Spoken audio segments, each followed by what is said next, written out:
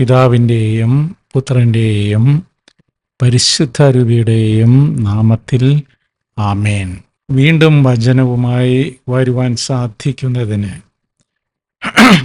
കർത്താവിന് നന്ദി പറയുന്നു. ഇന്ന് നമ്മൾ വിചിന്തനം ചെയ്യുന്ന വചനഭാഗം ഒരുപക്ഷെ നമ്മളിത് പല പ്രാവശ്യം കേട്ട് അതിൻ്റെ പുതുമ നഷ്ടപ്പെട്ട വചനമായിരിക്കാം.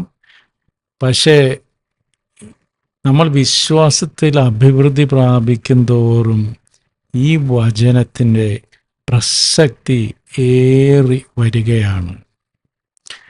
വിശുദ്ധ മത്തായി എഴുതിയ സുവിശേഷം 7-ാം അധ്യായം 3 മുതൽ 6 വരെയുള്ള വാക്യങ്ങൾ. നീ സഹോദരൻ്റെ കണ്ണിലെ കരട് കാണുകയും നിന്റെ കണ്ണിലെ തടിക്കഷണം ശ്രദ്ധിക്കാതിരിക്കുകയും ചെയ്യുന്നതെന്തുകൊണ്ട്?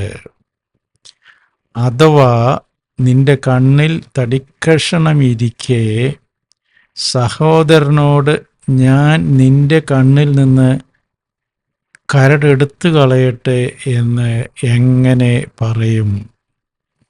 കപടനാട്യക്കാരാ, ആദ്യം സ്വന്തം കണ്ണിൽ നിന്ന് തടിക്കഷണം എടുത്ത് മാറ്റുക, അപ്പോൾ സഹോദരൻ്റെ കണ്ണിലെ കരടെടുത്തു കളയാൻ നിനക്ക് കാഴ്ച തെളിയും.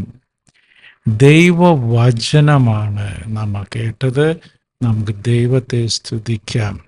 യേശു കർത്താവേ നന്ദി, യേശു കർത്താവേ സ്തോത്രം.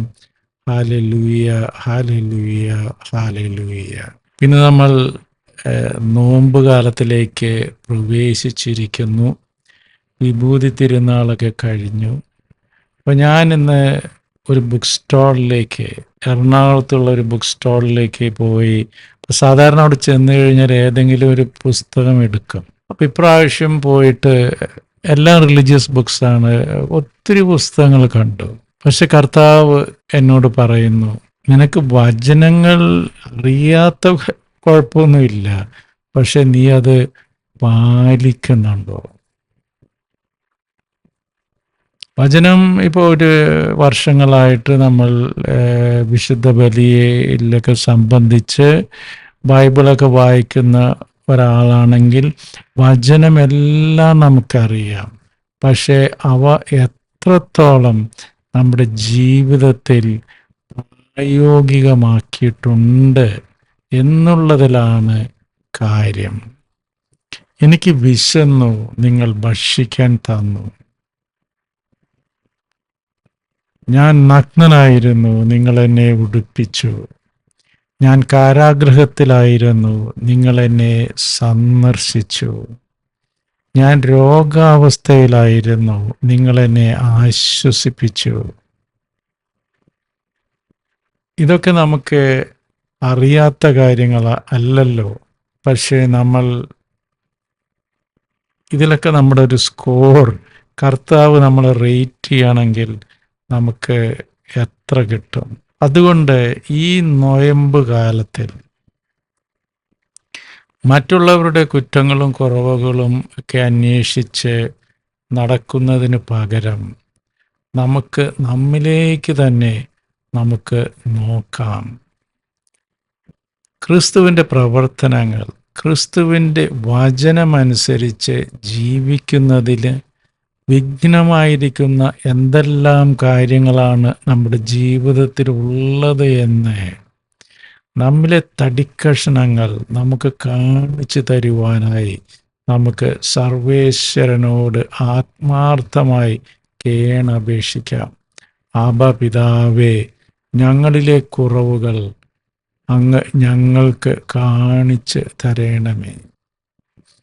വചനാധിഷ്ഠിതമായി ജീവിക്കുവാൻ, അങ്ങയുടെ വാക്കുകളനുസരിച്ച് ജീവിക്കുവാൻ, ഞങ്ങളുടെ ജീവിതം അങ്ങേക്ക് വേണ്ടി, അങ്ങേക്ക് 1-ാം സ്ഥാനം നൽകിക്കൊണ്ട് ജീവിക്കുവാൻ വിഘ്നമായി നിൽക്കുന്ന എന്തെല്ലാം കാര്യങ്ങളാണ്, ഞങ്ങൾ അറിയാതെ പോലും ഞങ്ങളിലുള്ള എന്തൊക്കെ വസ്തുതകളാണ്, എന്തൊക്കെ കാര്യങ്ങളാണ് ക്രിസ്തുവിനെ പൂർണ്ണമായി ആശ്രയിക്കുന്നതിന് തടസ്സം നിൽക്കുന്നതെന്ന് കാണിച്ചു തരുവാനായി വെളിപ്പെടുത്തി തരുവാനായി നമുക്ക് സർവേശ്വരനോട് യാചിക്കാം. അബപിതാവേ, അങ്ങ് ഞങ്ങളെ കൂടുതൽ എളിമപ്പെടുത്തണമേ. കാരണം ഞങ്ങളുടെ യോഗ്യതയാലല്ലല്ലോ ഞങ്ങൾ വിശുദ്ധിയിലേക്ക് ആനയിക്കപ്പെടുന്നത്. അങ്ങയുടെ കൃപയാലാണല്ലോ ഞങ്ങൾ രക്ഷിക്കപ്പെടുന്നത്. അബപിതാവേ, അതുകൊണ്ട് അഹംഭാവം വെടിഞ്ഞ് പൂർണ്ണമായ എളിമയോടെ അനുദിനം അങ്ങയുടെ വചനങ്ങൾ ശ്രവിച്ചുകൊണ്ട് ധ്യാനിച്ചുകൊണ്ട് ആത്മശോധന ചെയ്തുകൊണ്ട് ഞങ്ങളെ അങ്ങയിൽ നിന്നും അകറ്റി നിർത്തുന്ന സകലതിനെയും വർജിക്കുവാനുള്ള കൃപയും ശക്തിയും ഞങ്ങൾക്ക് നൽകി അനുഗ്രഹിക്കണമേ. ആമേൻ. യേശു കർത്താവേ നന്ദി, യേശു കർത്താവേ സ്തോത്രം. Hallelujah, hallelujah, hallelujah. വരുവിൻ, നമുക്ക് കർത്താവിൽ ബലപ്പെടാം. നമ്മുടെ ജീവിതങ്ങളെ നമുക്ക് അവനെ ഭരമേൽപ്പിക്കാം, പൂർണ്ണമായും അവനെ ഏൽപ്പിക്കാം. അവൻ നമ്മളെ കൈപിടിച്ച് നടത്തട്ടെ. ഇതാ കർത്താവിൻ്റെ ദാസി, അങ്ങയുടെ ഹിതമെന്നിൽ നിറവേറട്ടെ എന്ന് പറഞ്ഞ കന്യകാമാതാവിൻ്റെ അതേ ഒരു മനോഭാവം നമ്മളിലും ഉടലെടുക്കട്ടെ. ഇതാ അങ്ങയുടെ ദാസൻ, ഇതാ അങ്ങയുടെ ദാസി. അങ്ങയുടെ ഹിതം ഞങ്ങളിൽ നിറവേറട്ടെ. ആമേൻ. God bless. നിങ്ങളും എനിക്ക് വേണ്ടി പ്രത്യേകം പ്രാർത്ഥിക്കുമല്ലോ. ആമേൻ.